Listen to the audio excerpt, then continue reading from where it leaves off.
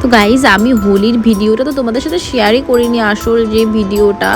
তো আমি প্রথমে গেট রেডি উইথ মি করেছিলাম, তো তোমাদের সাথে সেটা আমি শেয়ার করছি। না না না না গাইজ, এখন আমি বলবো না কোথায় আমি যাব, তোমরা ভিডিওটা স্কিপ করো না প্লিজ, দেখতে থাকো।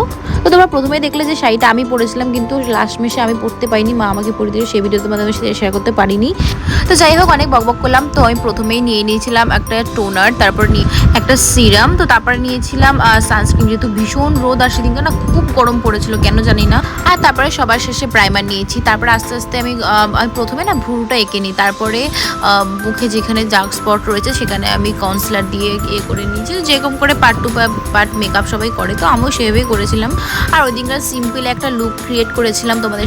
আর একটা কথা জানো তো, আমার যখন ভিডিওটা আমি শ্যুটটা করছিলাম না, আমার সত্যি খুব কষ্ট ছিল, কারণ সেদিনকার ভীষণ গরম ছিল। আর আমাদের ঘরটা, যে ঘরটা আমি থাকি সেটা হচ্ছে টিনের ঘরে, এই জন্য বেশি কষ্ট হচ্ছিল। তো তারপর সুন্দর করে সাজা গোজার পরে তারপরে ছোট্ট একটা টিপ করে নিয়েছিলাম।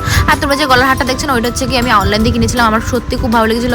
আর তোমাদের যদি কারোর এই হারটা পছন্দ হয় তো আমাকে কমেন্টসে বলতে পারো, আমি ডেসক্রিপশনে লিঙ্কটা দিয়ে দিতে পারি, তোমরা যদি কমেন্টসে বলো যদি ভালো লেগে থাকে। তো তারপরে ফাইনালি আমি ডেস্টিনেশনে পৌঁছে গেলাম। এটা হচ্ছে 3 নম্বর স্টেডিয়াম।